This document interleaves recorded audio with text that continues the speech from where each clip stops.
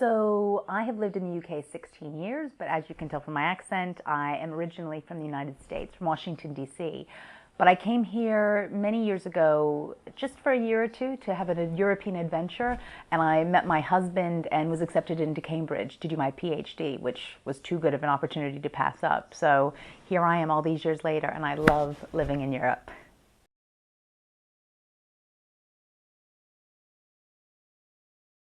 I think two of the biggest opportunities that I've ever had were probably going to the University of Cambridge, which was an amazing opportunity. And where I'd say that I would encourage women to take advantage of opportunities is to always push yourself and apply to things that you might not think you can get into, actually. When I applied to Cambridge, it was my boyfriend, now husband's, advice to apply.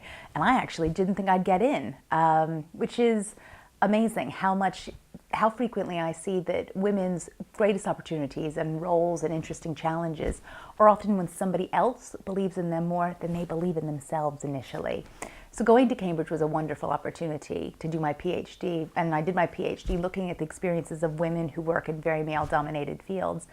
And then more recently, I had a second opportunity, which was to apply to a foundation to undertake what was called the Saltire Fellowship. And that was for Scottish-based businesses that the government essentially think could grow to be much bigger. And that was a wonderful opportunity. So taking on from that, I would encourage women to always be looking for things that are just outside their radar, things that they think, oh, it would be amazing to do that. Don't think I can't, think how could I do that?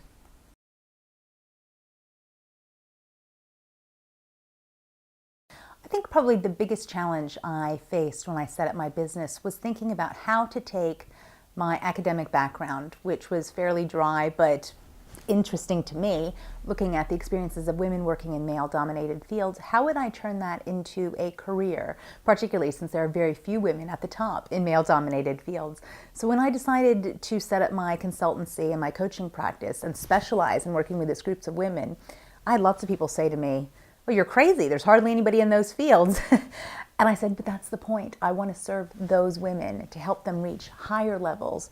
So for me, it was about taking a niche that ostensibly not many people were interested in and saying, I'm not going to be the best coach in the world or the best consultant in the world, but I will be for this group of people. And luckily, it's flourished. But initially, I saw it, and certainly my friends and colleagues saw it as a real challenge.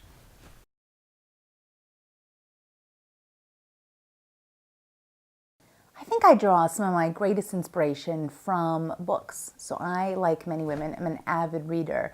And I think that I could tell you that I read the biographies of all the great men.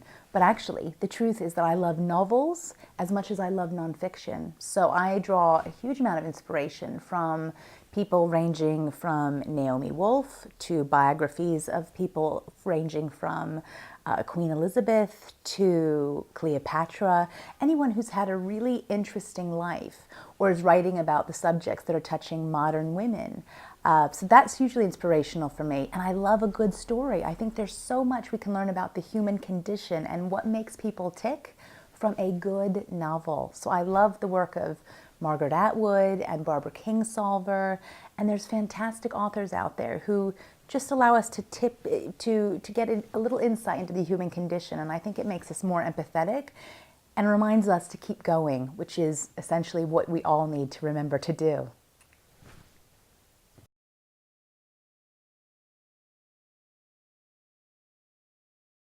One of the best quotes that I've ever heard, or one that I have to remind myself of frequently, is a quote by Woody Allen. And he's one of my favorite filmmakers, and I'm going to probably paraphrase him badly.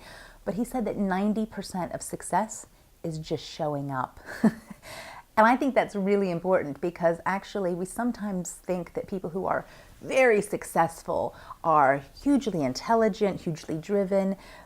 And those things may be true, but actually just doing what you say you're going to do on a day-to-day basis is a big part of success. So be reliable, deliver what you say you're going to do, be on time. Those are small things that make a huge difference. So what that looks like for me is when I started, and certainly now, if I take somebody's business card, I'll be the person to email them. If I say I'm going to send an article to someone, I'll send it. It's just about making people know that they can rely on you, which hugely impacts and strengthens any relationship you're looking to build. And let's face it, business is all about relationships, so you might as well just show up and be there.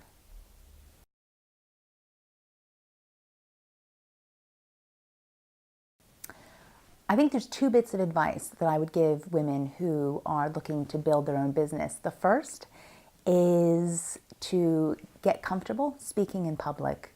It's one of the best ways to do your own marketing, essentially. The ability to talk about yourself in a concise way, in a way that people want to know more, is a fantastic gift.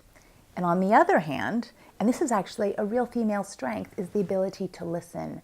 Because what I have learned is that a huge portion of good sales is actually just listening to what the prospective client wants rather than telling them what you think they need. So be a good talker, but also make sure that you use those listening skills that will help differentiate you in the marketplace.